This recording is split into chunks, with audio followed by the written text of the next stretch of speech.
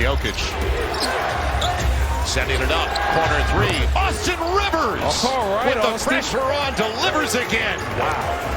5-point lead for Denver. What a finish. 120 to 115 as the Denver Nuggets beat the Portland Trailblazers and take the 2-1 lead in this 7-game series. Welcome back into our NBA TV studios. I'm Kristen Ledlow. It's Coach Sam Mitchell. He's Jason the Jet Terry. And guys, we're going to get to all of it. But first and foremost, the Blazers did what they could to keep it close down the stretch. But they've now lost the home court advantage that they stole in Game 1. What is your initial impression as to why this performance wasn't enough? Well, when you watch how Portland plays, JT and I was talking about this off air, how difficult and how hard they have to work to get a shot. And then they're all jump shots. All right? They don't get any easy baskets unless they get a leak out. But then you look at Denver. They can throw the ball inside to the Joker and get a 2, an and 1, make the defense collapse, kick it out, get wide open shots. So when you watch Portland play, it's too much one-on-one play. And then when you look at the stats, they're last in the league in assists. So it's hard to win. Like, you can win a lot of games in the regular season like that. But in the playoffs, when everyone knows what you're trying to do, they know who you are as a team, they're going to take certain things away.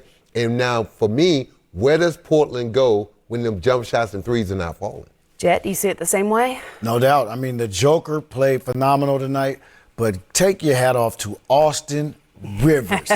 You're getting ahead of me. Man, yeah. Austin Rivers, 16 points in the fourth quarter. He had 4 big threes. When game was going back and forth, they didn't have an answer. And again, a lot of it was, like Coach said, inside out.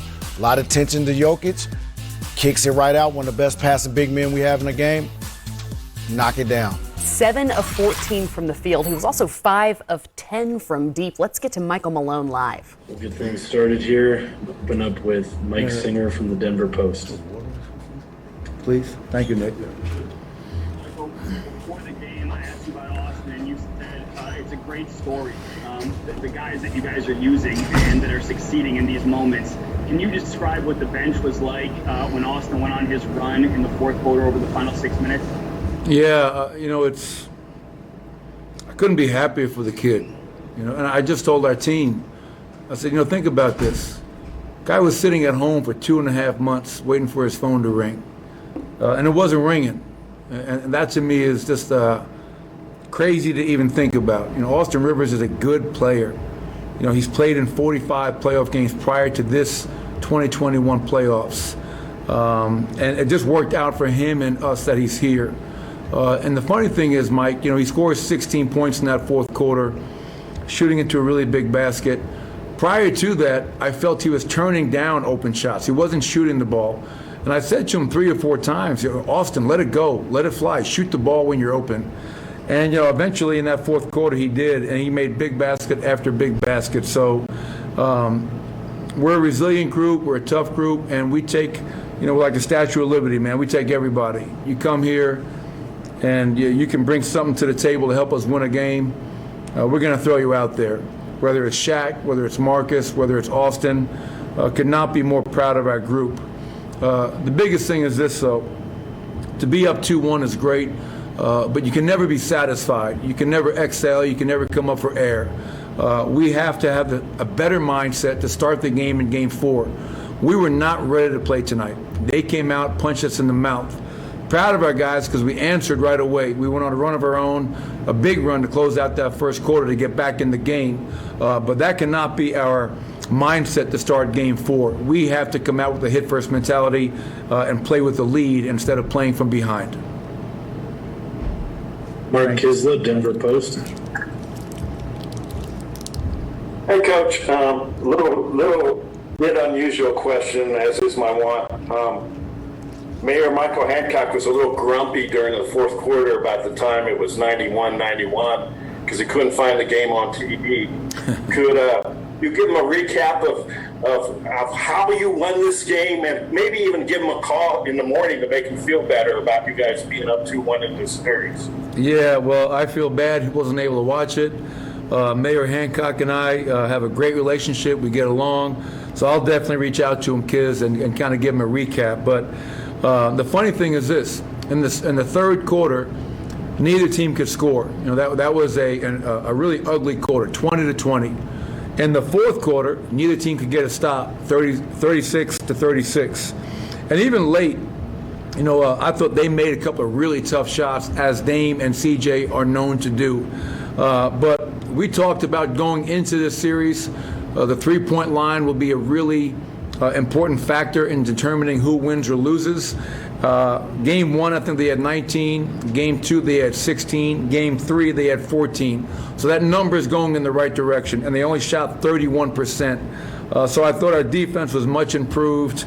Nikola was fantastic, 36, 10, and 5. And the bench, once again, the bench has been the deciding factor in all three games. Whoever bench has won, the head-to-head output has won. So proud of our bench group for coming in and providing a lift and a spark for us.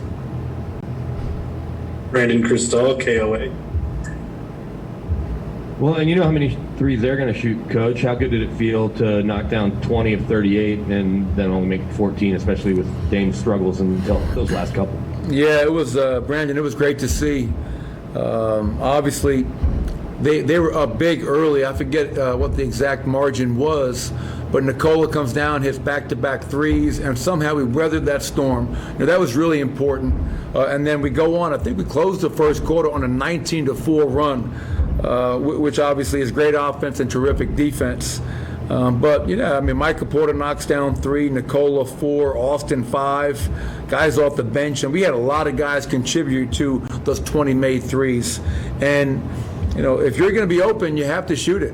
Obviously they gave us some different looks. They changed up some matchups. They went a lot smaller tonight. Cantor only played 5 minutes. And I thought late in the game, just playing through Nikola in the post was very effective. He's going to score, he's going to draw the foul, or he's going to make the right play and get Aaron Gordon to dunk. So, Game 4 will be its own entity, and we have to be ready for that one. Vinny Benedetto, Denver Gazette. Yeah, Michael, you've kind of touched on it multiple times, but what kind of things can you do to guard against complacency going into Game 4? Is it something you just have to kind of repeat, or is there something you can actually do to kind of guard against that? Yeah, I think I just got to go around the locker room and smack him in the face, wake him up. We're going to talk about it, but really ultimately it comes down to our players' maturity, understanding, especially for the guys that have been here who have playoff experience. Being up 2-1 is great. It's the same situation they were in. They came into our building, won Game 1, and we were able to even it up. And, they're going to come out ultra aggressive because they're not going to want to go back to Denver down 3-1. So we're going to get everything, the kitchen sink, you name it, come Saturday afternoon. Very quick turnaround, a 1 o'clock game on Saturday. I think our game's on the Oxygen Network, so hopefully guys can watch that when it airs. Ashley Neville, Mile High Sports. Hey, Coach. So you guys have been pretty good on the road all season. What's the key to that? You guys continue to win on the road, especially with the fans now back in the stands. How do you prepare differently for that? To be honest, Ashley, we don't prepare any differently. Our preparation is the same, 1 through 72 in the regular season, and now through 3 games in the postseason. I think to win on the road consistently, and I believe we had one of the best road records in Nuggets history this year. To be a really effective road team, you have to have mental toughness. You have to go into somebody else's gym and have a just us mentality. Your defense has to travel. You got to be able to guard teams on the road, and you can't beat yourself up with turnovers. So we did a better job in that area tonight in terms of only allowing 15 points off our 14 turnovers. But our guys are battle tested. We're not afraid. We've gone into some of the tougher places to play, and we've won games. This is a tough environment to play. They have a great crowd here, and they make a really a very difficult arena to come in and get wins. But hopefully we can find ways to continue doing that moving forward. Blazers coach Terry Stotts is also addressing the media. He is committing some fouls out of frustration, or fouls that you wouldn't consider good fouls, maybe not on the guy he's guarding necessarily, but how can he do a better job of staying on the floor for you when you need him? Well, I don't remember all the fouls, but in the past he's had some probably poor decision fouls. I don't think that was the case tonight. He had the charge. He had I thought a couple of fouls